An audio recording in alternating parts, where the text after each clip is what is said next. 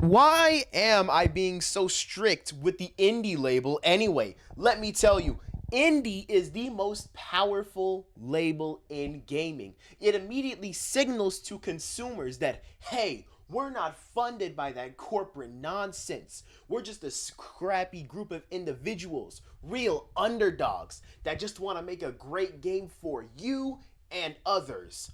It gives off authenticity, it gives off creative freedom. It's essentially an absurd amount of goodwill for free.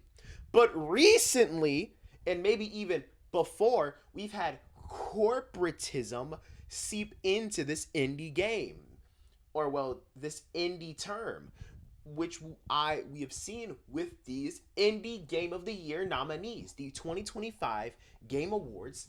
Best Independent Game of the Year nominees are not indie, and we're going to go through each of them from Absolum to Hades 2 and Silksong. All right, let's get it. Absolum. I don't know how to pronounce it. Absolum? Sure. Great game. Nice art style. Gameplay is pretty solid from what I've seen. But it was co-developed by .mu.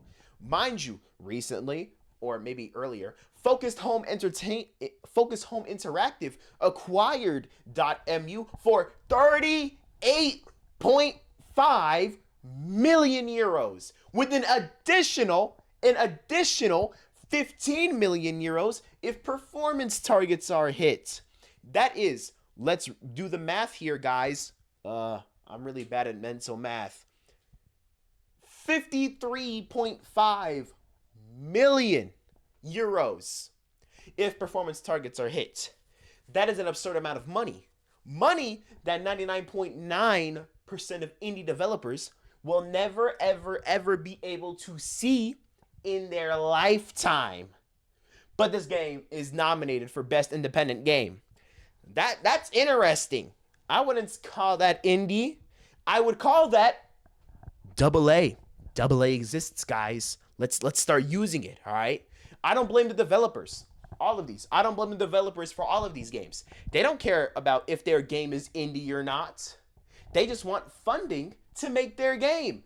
No disrespect. I'm talking about the Game Awards. I'm talking about big corporations, okay? Developers, they're just people. I don't care. Now, Ball X Pit was published by Devolver Digital. Now, Devolver Digital is a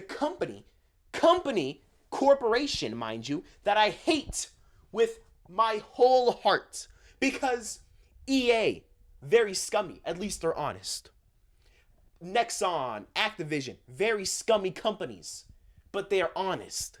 Devolver Digital markets itself like this cool anti-AAA, anti-corporate slop nonsense, We're giving the indie developers a chance. Brother, you're publicly traded. Brother, you have NetEase and PlayStation as shareholders. You're about as indie as, I don't know, Microsoft? Stop trying to claim that indie street cred, especially because Ball X Pit never claimed to be an indie game. Stop pretending, Devolver Digital. Be more honest. Be more transparent about what you actually are. It's hypocrisy, all right? Pure hypocrisy. Now, let's go to Blueprints. What the fuck? Blueprints. Published by Raw Fury. What is Raw Fury? Well, it was a Swedish game publisher focusing on artsy, story-rich PC and console games in the indie niche, which obviously means that the people who acquired a majority stake in Raw Fury, Altor Fund, a private equity firm, sees this indie niche as a new audience, a marketing term, essentially. Yes, Blueprints is backed by a private equity firm through Raw Fury. That doesn't sound indie to me. We don't like private equity here, guys. That's what we get, corporate slop and whatnot. So let's be real now. This isn't indie. What we can call this single A, double A. Nothing wrong with that. Just don't call it indie. And this one, Expedition 33. This one's ridiculous. This was published by Kepler Interactive. The same Kepler Interactive that got a 9-digit funding from NetEase. Over $100 million from NetEase. And some people will say, oh, the devs made it independently. Well, here it is from the not the Wall Street Journal, my bad, the Washington Post. I paid for this article. Oh, well, would you look at that? The publisher was able to draw actors to lend voices to the casts. So Kepler funded the game while also bringing in talent. And of course, the alleged trust fund that the CEO has with his presumed father, Richard Brost. MYRTE Invest, MYRTE Invest. Isn't that interesting? But that's all alleged. The Kepler Interactive part, however, is true. All right? It was funded. It was published by Kepler. And Expedition 33 doesn't care if they're indie or not. The Game Awards do.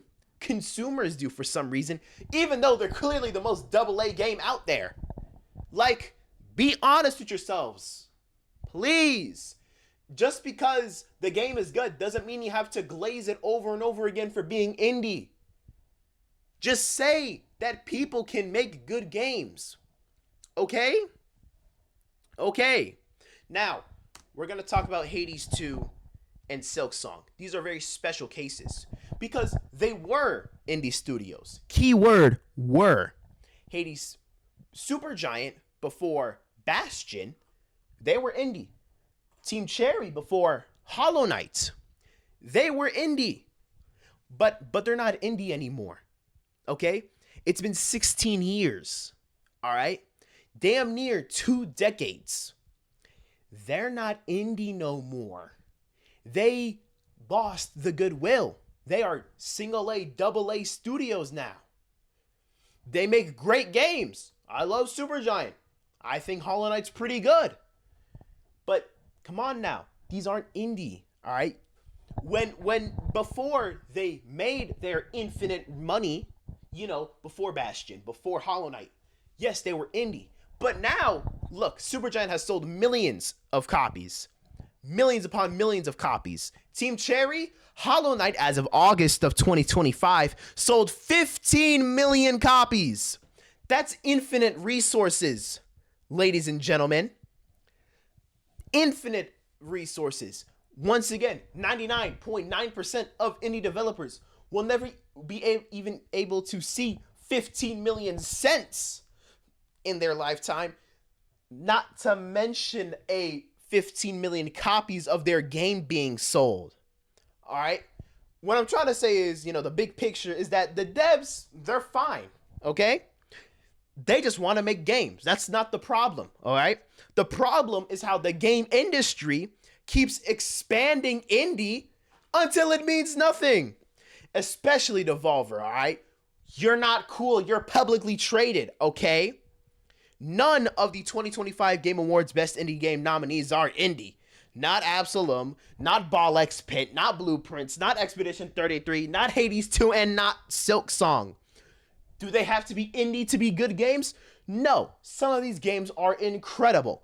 I don't care. Why are we labeling corporate-backed, multi-million-dollar studios as indie instead of giving spotlight to the real scrappy, passionate teams taking real risks? Obviously, it's corporatism. That's why. It's dishonesty. They want to make more money by putting in more popular games. They don't give a crap about the indie label. If they just look indie enough, ship them out. If we let this stuff slide, the term indie dies. And the next decade of indie games will be funded by corporate money, be marketed by corporate money, be developed by corporate money, until the difference between AAA and indie, or AA and indie, even now, AA and indie, single A and indie, there's no difference, all right? We can't let that happen. We cannot let that happen. All right, like, subscribe, comment down below, do all that. I'm going to see you guys tomorrow.